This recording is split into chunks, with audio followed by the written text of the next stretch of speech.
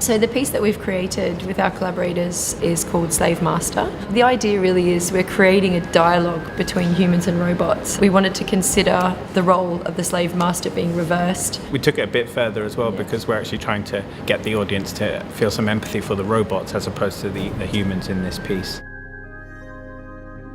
Just seeing the technical side and the creative side pulled together in such a phenomenal way in such a short amount of time is really quite spectacular.